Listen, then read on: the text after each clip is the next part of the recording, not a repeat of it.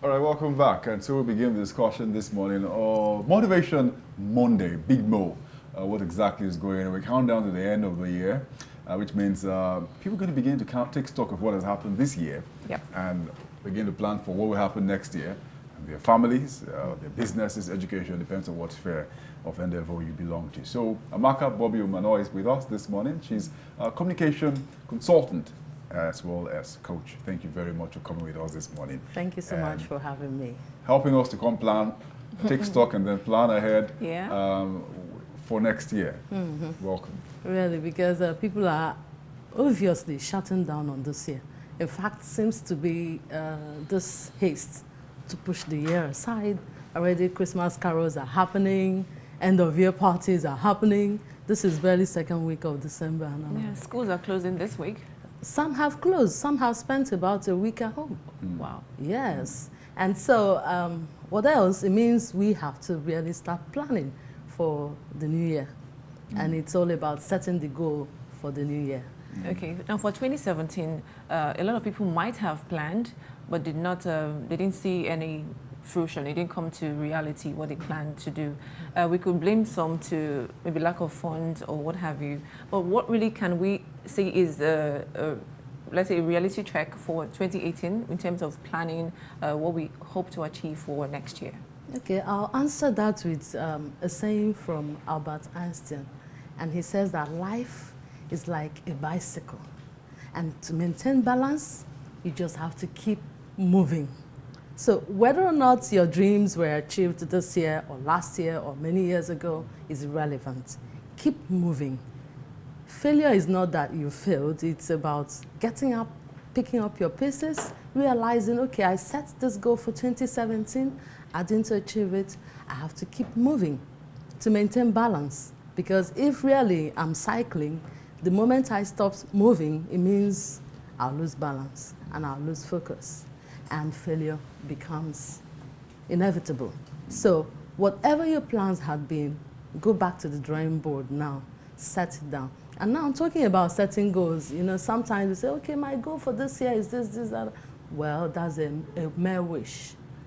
So long as you didn't pen it down. You didn't consciously bring yourself to sit down, bring pen and paper, and write down what you want to achieve. So the pen and paper makes it huge difference, because that's when the SMART technique comes in now. SMART being specific, measurable, because you have to bring in some metrics. Okay. Yes, public speaking or communication skills or even general life skills is a science, so to speak. So you have to bring in metrics, let it be measurable. And then it has to be achievable, it has to be attainable. Don't set things that you know that is out of this world. And then for the R, it has to be realistic. I can't sit here and wish or believe or plan to become the next president of America. It's unrealistic. Or the next queen or the next Miss wife Nigeria. of Harry. It's unrealistic. And then the last but not the least is time management. It has to be time bound. You have to align yourself to a fixed period of time at which you believe that you are going to work hard at it and get to this point, because it's a journey and you have to keep keeping it up. Whether or not you achieved the last one is irrelevant now. Let's look forward. Okay. So we look at the different elements that make up the goal setting, as we like to call it, or New Year resolution. What are the key elements people should look at beyond the time? Tell us other elements we can take into focus as we look into the new year. Self-discovery. Sit down, reanalyze yourself, reevaluate yourself. I'm saying it based on probably you assume you've known yourself before now, but sit down and make a mental reevaluation. If possible, get people to help you, because one thing is being sincere with yourself, and the other is having someone who has no sentiments to tell you the way it is. You might have scored yourself 100%, but the truth is that nobody is perfect. But some other person who is neutral, who is objective, will tell you, hey, this is where I think you're not getting it right. Do it this way. And then if you have that teachable spirit, definitely you begin to work at it. There's something we call incompetent, when you know that you are not competent enough and you're ignorant about it. Conscious incompetence versus unconscious incompetence. The I see, you're not aware of it. That's when people begin to say that it's bliss, ignorance, But really, there's no excuse for that because there's information everywhere thanks to technology. And so there's a lot you can get to know. There's a lot you can get to change about yourself, about the way you communicate, about your perspective towards life, simply by latching on to your technology. That's if you decide that nobody around you can help you, because really there are lots of people, lots of experts around to help you in whichever field you feel you need to improve upon. There are so many mentors, coaches to guide you and give you what you need to improve on your skills, on your ability to deliver, because everything boils down to being effective. You're good at it, yes. So many other people are good at it. But what is that one thing that stands you out? That's what makes the difference. All right, let's talk about finances. I hear a lot of people, young people like myself, or old people like myself rather, have a challenge of savings. Now maybe they plan on having a particular amount of savings in the year 2017, but they find it really difficult to, meet that target, in the sense that some miscellaneous, things come up and they have to just spend money on that or whatever it is, or they spend out of their budgets. How is it that they can start to manage their resources and get to that goal they set for themselves in terms of savings? Creativity is key, because yes, the money is important, but I have a friend who would always say that, give me as much as you wish, it's never enough for me. It's never enough. So the truth is that it's never enough. And if you keep saying you want to wait for that big billions to be able to think out of the box, be creative about it. Ask yourself, with the little money you have at this point, what can you do differently? It's about starting where you are with what you have and making a difference. And by the way, sometimes you find out that by the time you step out, people want to see your antecedents. People want to know, what have you done? People want to hear you. That's why, for instance, the communication skills and the public speaking skills is very important for the business owner, for the professional, because by the time you step out to ask for funds, they want to see your antecedents. What have you done? And not just seeing, they want to hear you. They want you to convince them, because they need to trust you. They need to believe that you're a man or a woman of integrity before they could invest in you. So the best thing is, for instance, if you're making your goal as a business owner that, okay, this coming year, I need to step up on my game when it comes to public speaking for my business, because I believe, and I need to grow my business or even grow my profession with public speaking. Then you need to do something about it. And again, going back to the goal setting, you have to tell yourself, okay, in this January coming, I need to speak 10 times about my business on any platform I choose, probably my Facebook page, not just about Slay Queen or I woke up like this. Why My crush. Because you just looked at different, people go write down their goals, say this is what we're going to try to achieve for next year, what we have achieved this year. Why is it important that people, beyond just writing down their goals, also talk about it? It's very important because, of course, words, power of words.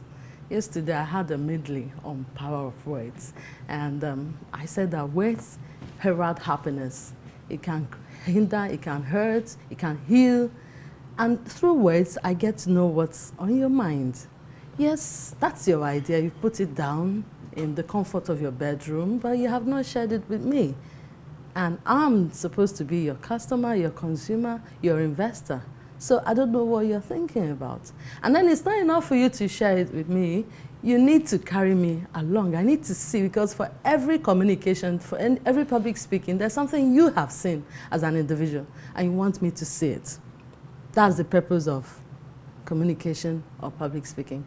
And so, until you're able to guide me to see what you have seen, you have not communicated.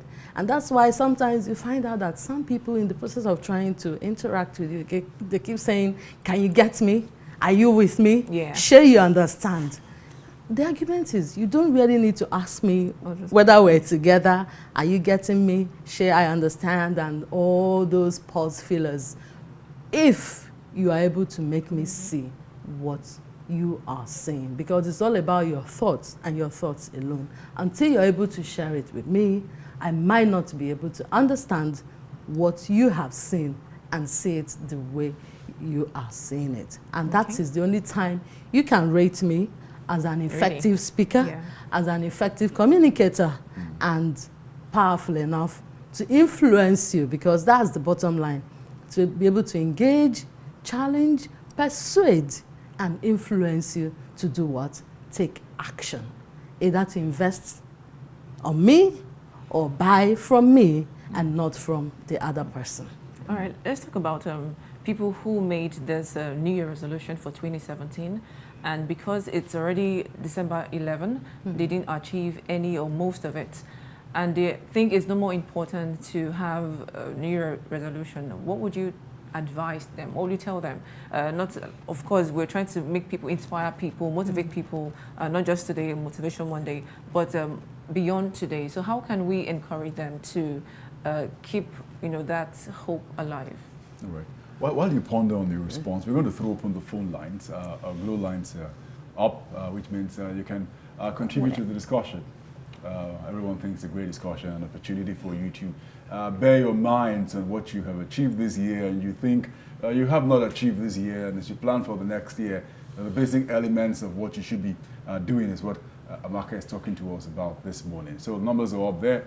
Remember, when you call in, the gameplay is you turn down the volume of your TV set, and when you patch through, go straight to the point and make your contributions straight. So get numbers right there. 0811. All right. Okay, so talking about how to encourage people, first of all, how do you say? We say that you can take a horse to the river, but you cannot force the horse to drink. So everything begins with an individual. The individual in question has to, first of all, motivate him or herself. Because until you decide to make a change, it's difficult for somebody else to really police you to do that. Right. So in encouraging somebody, the individual has to also consciously take a decision that this new year, I'm going to do something different. I have to hit my goal. I have to set an attainable goal, and I have to be smart about achieving it. SMART, the acronym SMART? Oh yes, because as I said before, when you set your goal and you go to bed, nothing is happening. It's as good as deciding that you're coming to Silverbirds and you turn the other way heading to Epe, and you hope and believe that at least you've put it down that you're coming to Silverbird at 7, and anyhow I must get there, but you're heading anti-clockwise. It wouldn't make sense. Yes. All right, so we'll keep looking at. I think the numbers are up there. If you haven't seen the I could call it out for them. Put out the numbers up on the screen so that you can make your contribution there. But tell us something. I know that you have different people for different situations. You have the different categories of people, students who are watching, businessmen, government workers, and all of that. And they sort of have done this like a ritual. Every year, they go write down all they think will happen for the year, and then it doesn't happen. They keep on doing this over and over again. Some people may be tempted to think, this doesn't work, so why do we have to keep doing this? You don't give up. And again, this, I call it, is it lazy mindset? I don't want to sound too harsh, but I mean, sometimes we are not willing to work at what we want to achieve. we sometimes believe that manners could fall from heaven. But the truth about goal setting and goal achievement is that you must be willing to work hard at it. It's not a happenstance. You have to consciously work hard at it. If, for instance, you're a student and of course, you know that nobody teaches public speaking per se as a course in schools, but you've decided within yourself that you want to begin to develop yourself to that effect. You have to make conscious effort. I mean, it could be as little as waking up every morning, as you're going to the bathroom, giving yourself a 2-minute talk. You know, faking that there's a situation that really requires you to speak in public. And as you're taking your shower, you're speaking out, not in your mind, because sometimes we talk to ourselves, you know, that monologue that goes on, but at the end of the day, it ends as a soliloquy. And then when the real task of speaking in public comes up, you discover that you're tongue-tied. But if you keep practicing it, it becomes a lifestyle. And you begin to also consciously wish for opportunities to talk. And impromptu talking situations, for instance, wouldn't be a big deal for you. And the elevator pitch we talk about becomes lemon squeezy easy. Even if someone meets you as you're waking up and asks you, hey, tell me about yourself, Zika. And you go, and you hit it, and you're still waiting to talk more. That's what it's all about, because it has become a part of you. It has become a lifestyle. It is you. You don't need to, okay, wait, I need to go check my notes to know exactly who I am and what I do before I could come back to answer. And of course, we've said it severally on this platform that you hardly get a second chance to make a first impression. And the notes suddenly become empty. You realize you didn't even write anything. There's nothing for you to refer to. Or perhaps the winds had carried the paper away. So, thank you very much, Amaka Bobby-Umeano. Always a pleasure talking to her about issues of communication, motivational, keeping it right for the coming years, where we have discussion about you. So, media and communications consultant, thank you very much for coming. Thank you so much for having me. So we'll take a break at this point, and when we come back, we have more discussions for you. Please stay with us.